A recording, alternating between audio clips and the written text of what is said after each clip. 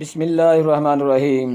السلام علیکم سامعین، آواز کی دنیا سے میں ہوں مجید احمد جئی آڈیو لائبریری سے آپ میری تحسین، میرا شوق، میرا ذوق، میرا جنون کتاب میں سے افسانہ سماعت فرمائیں گے۔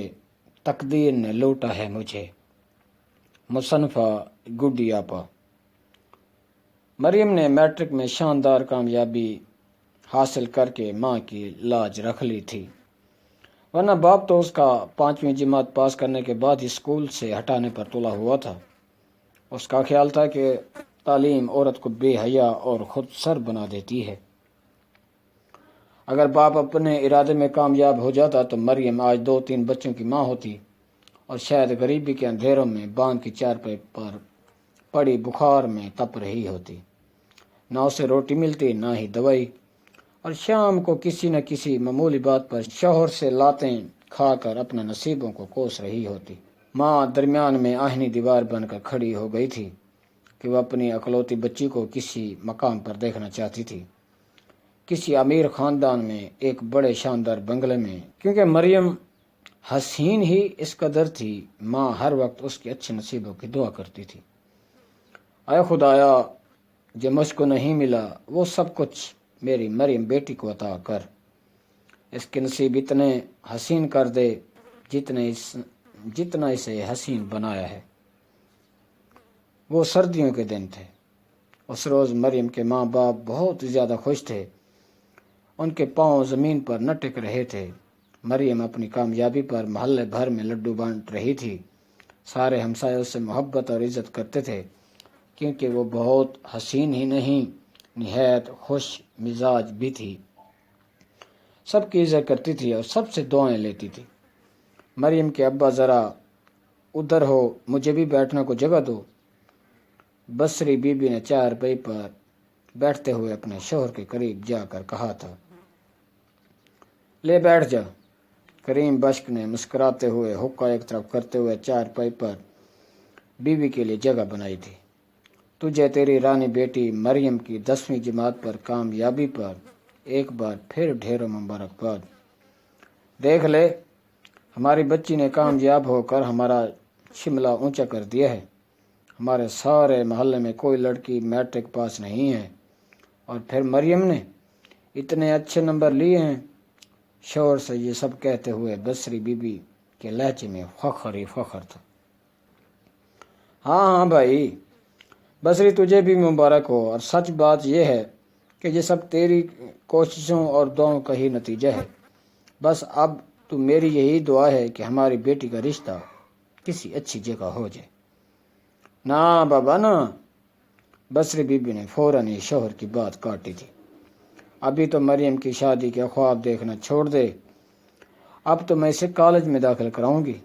وہ کہتی ہے امی اس پہ خرچہ ہوگا، مجھے وظیفہ مل جائے گا، اگر نہ بھی ملا تو میں سارا خرچہ خود اٹھاؤں گی۔ بہت پیاری، ذہین اور نیک ہے، بس اپنے کام سے کام رکھتی ہے، نہ کوئی سہیلی اور نہ ہی کوئی باہر آنا جانا۔ ایسی بچیاں تو خدائے پاک سب کو دے، سب کی عزت کی سانجھی، خدمت گزار، پڑھائی کے ساتھ گھر کے کاموں میں بھی میرا ہاتھ بٹاتی ہے اور قرآن بھی پڑھتی ہے۔ ایسی بیٹی ماں سے دعائیں نہ لے گی تو اور کیا لے گی؟ بصری بیگم، ذرا بریک تو لگا، دم تو لے، ذرا یہ تو سوچ اگر میں مریم کو آگے پڑھانے سے منع کر دوں۔ کریم بشک نے حقے کا گہرا کش لے کر کہا۔ نہ، تو پہلے بھی کہتا رہا ہے، آج ہاں کہہ دے تو تیرا کیا جائے گا؟ تیری بچی اور بیوی یہی تو تیری کائنات ہیں، نہ بھائی، نہ ہی ماں، نہ کوئی اور، اکیلا تو ہے۔ ایک تیری بچی ہی تیرے نام کو بلند کرے گی۔ اسے کالج میں داخل کروا دے، کیوں اس کے راستے میں روڑے اٹکاتا ہے؟ بصری بہت لجاجت سے بولی تھی۔ ہر بار تو ایسے ہی باتیں کر کے مجھے ہرا دیتی ہے، اب میں نہ ہاروں گا، چاہے تو جتنا زور لگا لے۔ کریم بشک، بھلا میں کیا تو اسے جیت سکتی ہوں؟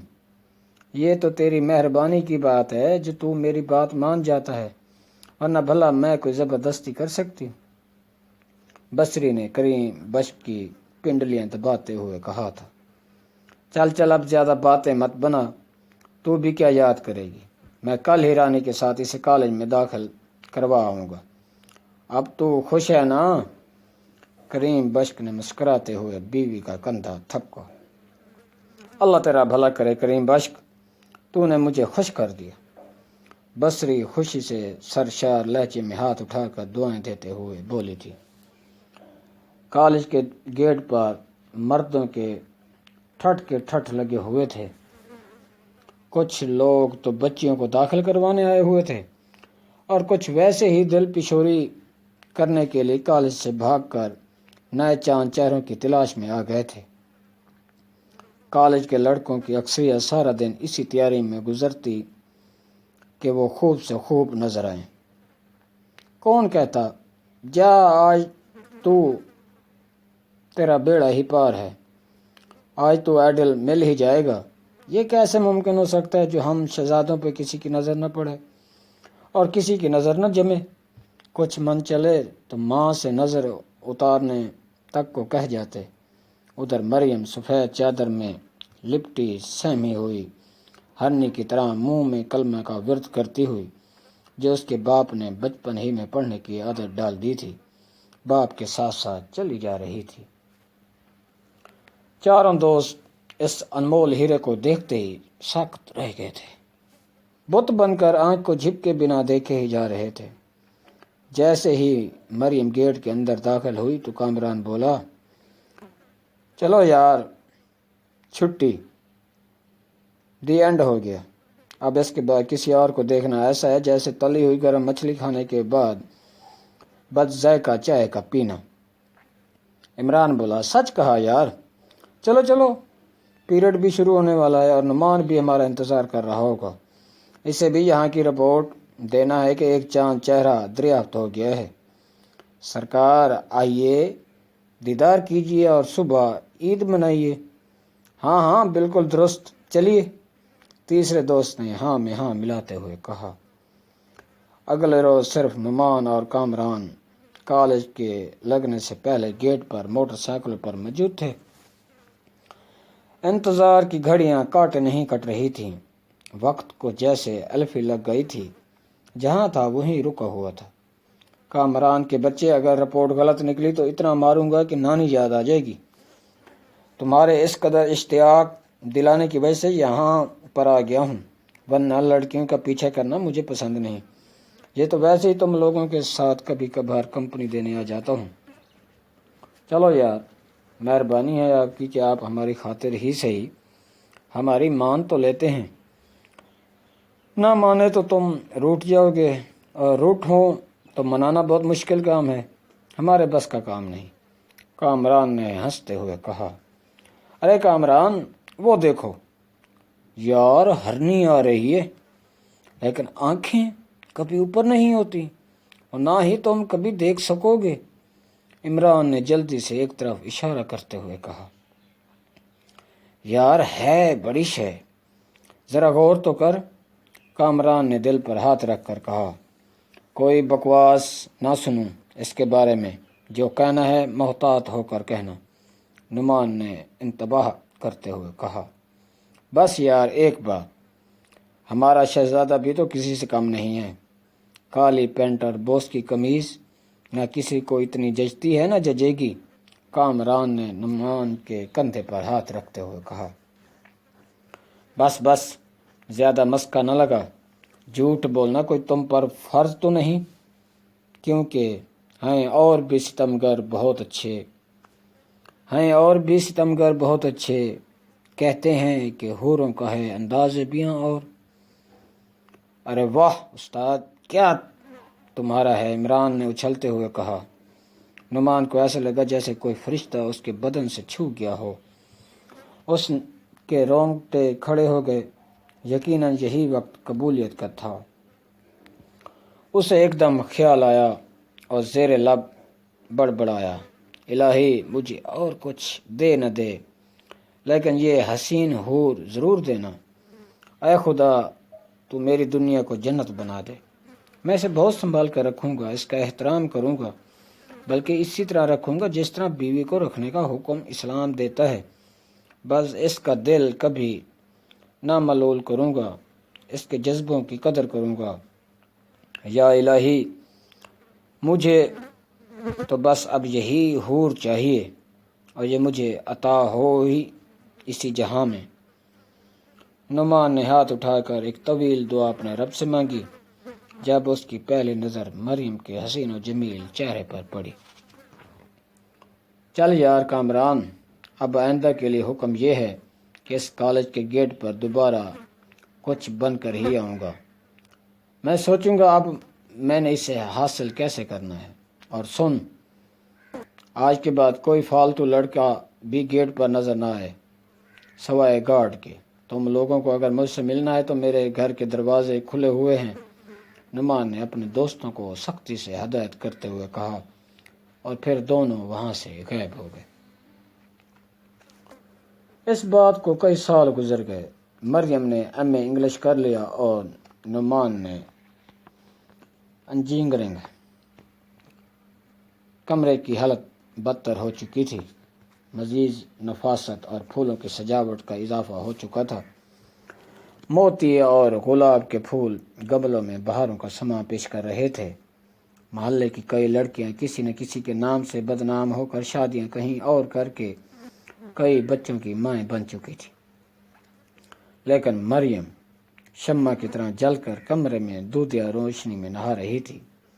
کمرے میں نئے پلنگ اور ڈریسنگ ٹیبل، میز اور کرسی کا اضافہ ہو چکا تھا، جس پر کروشے کی بیلیں ماں نے بنا کر پلنگ پوش اور میز پر ڈال کر رکھے تھے۔ کچن اور کمرے میں لیمپ کی جگہ بجلی نے لے لی تھی۔ سرخ فرش روزانہ دھل دھل کر اور بھی سرخ ہو چکا تھا۔ اتوار کا دن تھا۔ مریم نہا دھو کر لیٹی ہوئی کتاب پڑھ رہی تھی کہ کسی نے دروازہ کھٹکھٹایا۔ اس نے کھڑکی سے باہر دیکھا تو ایک خاتون چادر اوڑھے دروازے پر کھڑی تھی، اور سڑک پر ایک پنجارو کھڑی تھی جسے سب لوگ مشکوک نظروں سے دیکھ رہے تھے۔ بی بی، کس سے ملنا ہے؟ مجھے کریم بخش کے گھر جانا ہے۔ ہاں یہی تو گھر ہے، اوپر چلی جائیے۔ السلام علیکم، آئیے آئیے بیٹھیے۔ بصری نے خاتون کی شخصیت سے متاثر ہوتے ہوئے کہا، کہیے آپ کیسی ہیں؟ الحمدللہ، میں بالکل ٹھیک اور باخیریت ہوں، خاتون نے انتہائی شفقت سے جواب دیا۔ پھر گوہی غالباً یہی آپ کی اکلوتی بیٹی مریم ہے، اور یہ ان کے والد کریم بخش ہیں؟ جی، بصری نے حیرانی سے سوچا کہ بھلا یہ اتنا زیادہ ہمیں کیسے جانتی ہے۔ مریم بیٹی، جاؤ اور اپنی خالہ کے لیے اچھی سی چائے بنا کر لاؤ۔ بصری بیگم نے مریم کی طرف دیکھتے ہوئے کہا، جی اچھا۔ مریم نے بڑی نرمی سے جواب دیا اور کچن میں چل دی۔ آپ کی حیرانی کو میں خوب بھانپ رہی ہوں، اس لیے اسے جلد ہی ختم کر دینا چاہتی ہوں۔ میں دراصل، خاتون کہتے کہتے ایک دم سوچ میں رک گئی۔ جی بلا جھجک کہیے، بصری بیگم نے حوصلہ دیتے ہوئے کہا۔ دراصل میں آپ کی بیٹی کے رشتے کے لیے آئی ہوں۔ خاتون نے بڑی مشقت سے جملہ پورا کیا۔ بہن، اس سے اچھا ہمدرد اور کون ہو سکتا ہے؟ آپ نے ہمیں اس قابل سمجھا۔ نصیب تو قدرت والے نے آسمانوں پر لکھے ہوتے ہیں، اگر لکھا ہوا تو ضرور ہو جائے گا۔ جہاں بیریاں ہوں وہاں پتھر تو ضرور آتے ہیں۔ ایک مثال ہے بزرگوں کی، ایک بیٹی کی ماں تو ہر وقت ایسے الفاظ سننے کو تیار رہتی ہے۔ بصری بیگم نے خاتون کو کچھ اور حوصلہ دیا اور خود کو بھی جملوں میں سنبھالنا چاہا۔ آپ اکیلی آئی ہیں؟ نہیں، باہر میرا بیٹا بھی گاڑی میں بیٹھا ہے، خاتون نے مسکراتے ہوئے کہا۔ اچھا، کریم بخش، آپ جائیں اور بیٹے کو اندر لے آئیں، کتنی بری بات ہے باہر بیٹھا رہے۔ بصری بیگم نے اخلاق کا انتہائی مظاہرہ کرتے ہوئے کہا۔ تھوڑی دیر بعد کریم بخش نعمان کو اندر لے آیا۔ ہاں بیٹا، آپ کیسے ہیں اور کیا کر رہے ہیں؟ کریم بخش نے نعمان کے سر پر شفقت سے ہاتھ پھیرتے ہوئے کہا، جی میں پچھلے سال انجینئرنگ کی ہے؟ ماشاء اللہ ماشاء اللہ، اللہ نظر بد سے بچائے۔ کہاں رہتے ہیں آپ؟ ڈیفینس میں۔ تایا جان، جب آپ کا آنا ہو تو مجھے ضرور بتائیے گا، میں خود آپ کو لے کر جاؤں گا، نعمان نے پرجوش لہجے میں کہا۔ اچھا بیٹا، بنائیں گے پروگرام۔ صفیہ کمرے کا جائزہ لے رہی تھی، جس سے بچی کے سلیقہ اشار ہونے کا اندازہ ہو رہا تھا۔ نہ کہیں گرد، نہ کہیں تنکا، سفید پھولوں سے بیل اٹی پڑی تھی۔ اس کی خوشبو نے 400 پھیل کر خواب دیدہ ماحول بنا دیا تھا۔ بصری بروچی خانے میں بیٹی سے بغل گیر ہوتے ہوئے بولی، تمہارے رشتے کے لیے آئے ہیں؟ کیا نصیبوں والی ہے تو میری لاڈلی، تجھے تو گھر بیٹھے بٹھائے اتنے امیر لوگوں کے اکلوتے بیٹے کا رشتہ آ گیا۔ بصری بیگم نے مارے خوشی کے مریم کا چہرہ چوم لیا اور چٹا چٹ اس کے گالوں کے بوسے لے ڈالے۔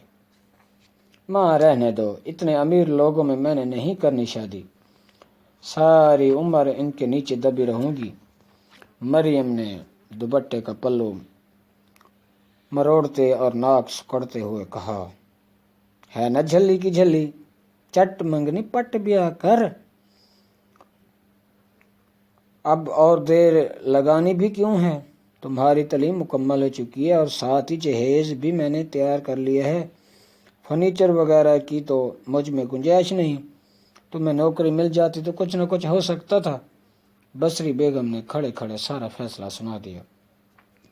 بس کر اماں، آپ نے تو 1 منٹ میں سب کچھ سوچ لیا، پہلے دیکھ تو لیں کیسے لوگ ہیں، کہاں رہتے ہیں، ذات کیا ہے، کشمیری ہیں بھی یا نہیں، سب کچھ اچھی طرح دیکھ بھال لینا، لڑکا پہلے سے شادی شدہ نہ ہو۔ مریم نے ماں کے سامنے اپنے تحفظات بیان کیے۔ ارے بیٹی، سب کچھ دیکھ لیں گے، گھر کی بنی ہوئی املی کی چٹنی ہے، پکوڑوں کے ساتھ ضرور رکھ دینا، اور نیچے کالے کو پیسے دے کر بسکٹ بھی منگوا لو۔ آپ جائیں اماں، میں سب کو تیار کروا کے دروازہ کھٹکھٹاؤں گی۔ بصری بیگم کمرے میں داخل ہو گئیں۔ نعمان اٹھ کر کھڑا ہو کر بولا، خالہ جان السلام علیکم۔ وعلیکم السلام، جیتے رہو۔ تابیدار سرخ و سفید لڑکے کو دیکھ کر بصری کا دل خوشی سے باغ باغ ہو گیا اور بڑی محبت سے اس کے سر پر ہاتھ پھیر دیا۔ ادھر ادھر کی باتیں ہوتی رہیں۔ مریم نے دروازہ کھٹکھٹایا۔ بصری نے لپا کا ٹرے پکڑ کر ٹیبل پر رکھ دی، جس پر خوبصورت ٹیبل لیمپ پڑا ہوا تھا۔ نعمان کا دل مریم کو قریب سے دیکھنے کے لیے بےتاب تھا، مگر ابھی اور انتظار باقی تھا۔ قریب آنے کا پہلا قدم اس کی ماں نے بیٹی کی خوشی کو مد نظر رکھتے ہوئے بڑھا دیا تھا۔ آج وہ بہت خوش تھا۔ اس کا جی چاہ رہا تھا کہ وہ اپنی ماں کے ہاتھ چوم لے، ماتھا چوم لے، جس نے اتنی بڑی خوشی سے اسے دوچار کیا تھا۔ کمرے کی نفاست سے اس کا ذوق قابل ستائش تھا۔ بہن واہ، کیا مزے کے پکوڑے اور فنگر چپس بنائے ہیں مریم بیٹی نے، بھائی سچ میں مزہ آ گیا۔ خاتون نے چٹکارے لیتے ہوئے کہا۔ چٹنی بھی اسی نے بنائی ہے؟ بصری بیگم نے جلدی سے لقمہ دیا۔ اچھا، یہ تو بازار کی چٹنی سے بھی زیادہ مزیدار ہے۔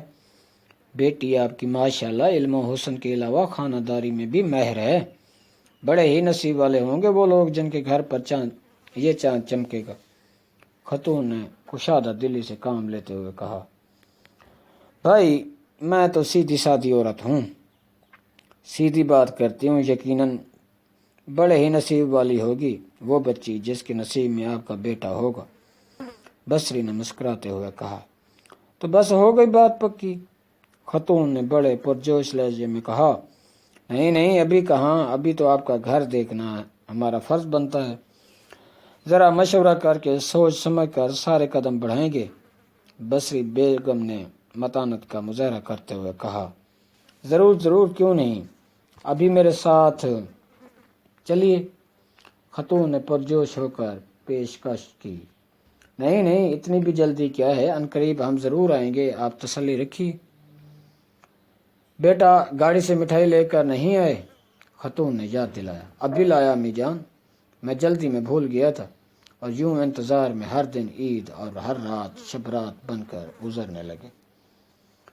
اور پھر وہ رات بھی آ پہنچی جب سفید لہنگا، سفید سجے موتیوں کا زیور پہنے ہوئے وہ ایک حسین حور لگ رہی تھی۔ ماں نے 20 سوٹوں کے جتنے پیسے اس لہنگے پر خرچ کر دیے تھے۔ نعمان کے گھر کے چاروں طرف سبز گھاس بچھی ہوئی تھی۔ پچھلے لان کے بڑے بڑے درختوں پر پرندوں کے لیے مٹی کے کوزے لٹک رہے تھے تاکہ وہ اپنے گھونسلے بنا سکیں۔ دیواروں پر مختلف رنگ کی بوگن ویلیا کی بیلیں چڑھی ہوئی تھیں۔ جھمکا بیل، عشق سچا، سفید اور پنک کلر کے گلابوں کے بوٹے اپنی گود میں انگنت پھول لیے خوشی سے لہک رہے تھے۔ جگہ جگہ رات کی رانی اور موتی کی بیلیں خوشبو مہکا رہی تھیں۔ ایک کونے میں بچوں کے کھیلنے کے لیے بار جھولے، سا مصنوعی پھولوں میں لائٹ اور اوپر سے کرٹن بیل گرتی ہوئی ماحول کو بہت خوبصورت بنا رہی تھی۔ جھرنے سے گرتا ہوا پانی گزرتی گروتا بناتا ہوا سارے لان میں گھوم رہا تھا۔ بڑے بڑے درختوں کے نیچے چیئرز اور میز پڑے تھے جن پر بیٹھ کر گھنٹوں محو نظارہ رہا جا سکتا ہے۔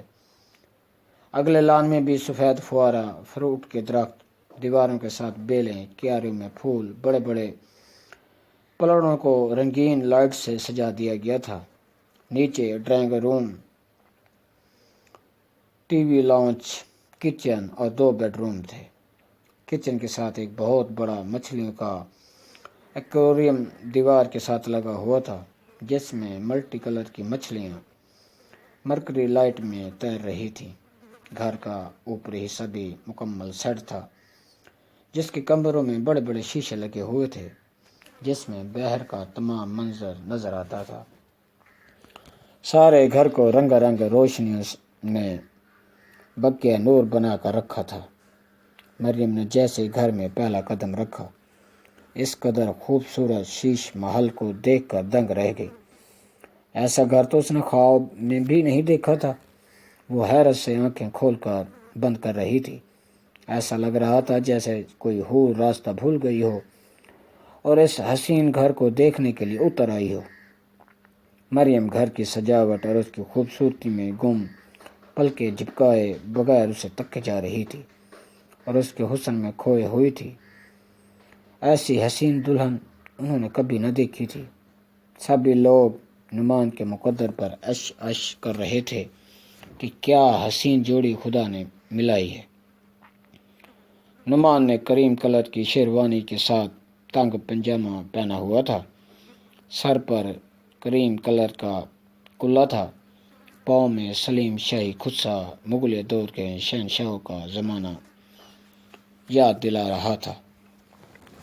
خوبصورت دیوان پر خوبصورت پھولوں کے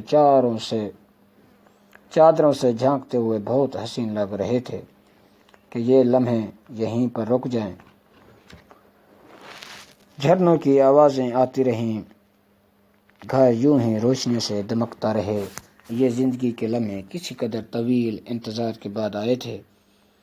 ان کو لانے میں ان کی انتھک محنت، لگن اور سچی محبت کے ساتھ ساتھ سب سے زیادہ اللہ کی مہربانی کا شامل حال ہونا تھا۔ 14ویں کا چاند کبھی نہ ڈھلے، نیلے گوں آسمان پہ سفید سفید بادلوں کے ٹکڑے یوں ہی آوارہ پھرتے رہیں۔ مریم شمع بن کر جان محفل بنی رہے اور میں پروانہ وار اس پر جان نچھاور کرتا رہوں۔ کئی بار جلوں اور کئی بار پھر سے زندہ رہوں، لیکن وقت امرین قطرہ قطرہ بہا چلا جا رہا تھا اور وہ حسین رات نہ چاہتے ہوئے بھی گزر ہی گئی۔